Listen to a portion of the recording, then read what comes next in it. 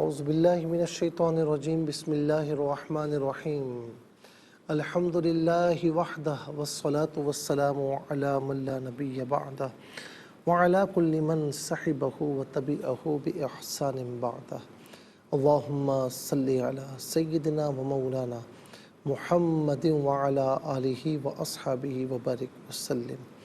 محترم ناظرین و سامعین، ڈیئر ویورز اینڈ لسنرز، السلام علیکم ورحمۃ اللہ وبرکاتہ۔ پروگرام قرآن سنیے اور سنائیے کے ساتھ آپ کا میزبان محمد سہیل رضا امجدی آپ کی خدمت میں حاضر ہے۔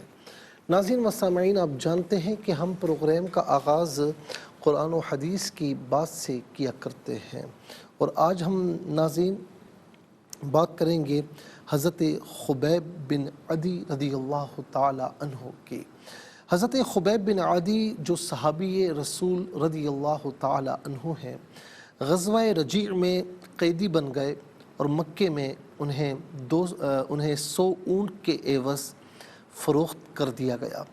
مشرکین نے قید کر لیا۔ ایک دن انہوں نے دیکھا کہ وہ انگور کا خوشہ کھا رہے ہیں، حالانکہ اس موسم میں انگور دستیاب نہ تھا۔ کفار نے پوچھا یہ کہاں سے لائے؟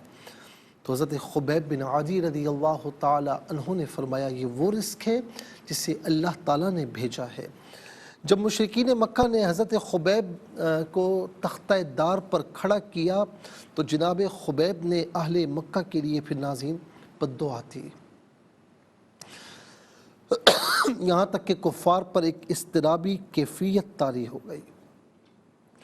یہاں تک کہ ناظرین کہا جاتا ہے کہ جتنے لوگ انہیں سولی چڑھانے میں موجود تھے، سولی چڑھاتے وقت موجود تھے، جنہوں نے مدد دی، تو ناظرین و سامعین وہ سب کے سب مر کھپ گئے۔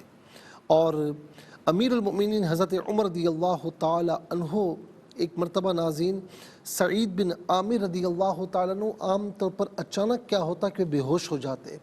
امیر المؤمنین حضرت عمر رضی اللہ تعالی عنہ نے انہیں ایک عمل بتایا، ساتھ ہی پوچھا کہ غشی کا سبب کیا ہے، ریزن کیا ہے؟ تو انہوں نے بتایا کہ خبیب کو جب سولی پر کھڑا کیا گیا تھا میں وہاں موجود تھا، جو ہی وہ نقشہ میرے سامنے آتا ہے میں حواس کھو بیٹھتا ہوں۔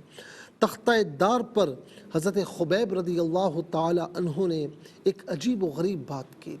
ناظرین، ایک تو یہ کہا کہ یا اللہ، ہم نے اپنے آقا، اپنے مولا جناب محمد صلی اللہ علیہ وسلم کی تبلیغ پر عمل کیا، یہاں کوئی بھی نہیں جو میرا پیغام ان تک پہنچا دے، میرا سلام ان تک پہنچا دے۔ مولا تو گواہ رہنا، اور تجھے میں عرض کر رہا ہوں کہ میرا سلام میرے آقا صلی اللہ علیہ وسلم تک پہنچا دینا۔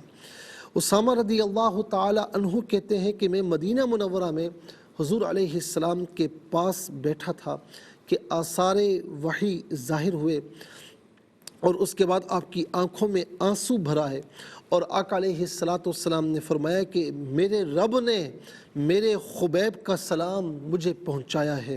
پھر آپ علیہ السلام نے بشارت دی کہ جو شخص خبیب کو تختہ دار سے نیچے اتارے گا میں اسے جنت کی خوشخبری دیتا ہوں۔ ناظرین و سامعین، زبیر بن عوام اور مقداد بن اسود رضی اللہ عنہما نے اس کام کا تہیہ کیا کہ ہم حضرت خبیب بن عدی رضی اللہ تعالی عنہ کو تختہ دار سے نیچے اتاریں گے، لے کر آئیں گے۔ تو مکہ مکرمہ پہنچے تو معلوم ہوا کہ 40 آدمی خبیب رضی اللہ تعالی عنہ کی لاش مبارک کی نگہداشت پر موجود ہیں، وہ سو رہے ہیں۔ تو آہستگی سے انہیں تختہ دار سے اتارا گیا، زخموں سے خون بہہ رہا تھا، اور ناظرین دونوں صحابی رضی اللہ عنہما فرماتے ہیں کہ خدا کی قسم ان کے خون سے ایک بہترین خوشبو آ رہی تھی، بدن میں کوئی تبدیلی رونما نہیں ہوئی تھی، اگرچہ انہیں شہید ہوئے 40 دن گزر چکے تھے۔ حضرت زبیر رضی اللہ تعالی عنہ نے انہیں اپنے گھوڑے پر سوار کیا اور روانہ ہو گئے۔ مشرکین کو پتہ چلا تو 70 آدمی ان کے تعاقب میں نکلے اور وہاں پر پہنچے۔ خبیب رضی اللہ تعالی عنہ کو زمین پر لٹا دیا گیا، زمین نے انہیں اپنے اندر نگل لیا، اس لیے خبیب بن عدی رضی اللہ تعالی عنہ کو بلیع الارض کہتے ہیں۔ اور پھر ناظرین یہ مقام اور مرتبہ حضرت خبیب بن عدی کا جو اللہ رب العالمین نے اس لیے عطا فرمایا کہ اپنا تن من دھن سب کچھ اپنے آقا علیہ السلام پر قربان کیا۔ اور پھر ناظرین آپ دیکھیں کہ اللہ رب العالمین نے مقام کیا عطا فرمایا کہ ان کا سلام اللہ رب العالمین نے خود اپنے پیارے محبوب تک پہنچایا۔ اور پھر محبوب علیہ السلام نے فرمایا کہ جو اس کی لاش لائے گا، کیونکہ ناظرین مشرکین ان کی لاش دینے کو تیار نہیں تھے، تو فرمایا کہ جو ان کی لاش لائے گا اسے جنت کی بشارت ہے۔ یہ مقام ہے، یہ مرتبہ ہے میرے نبی علیہ السلام کے صحابی کا، تمام صحابہ کرام رضی اللہ تعالی عنہم اجمعین کا۔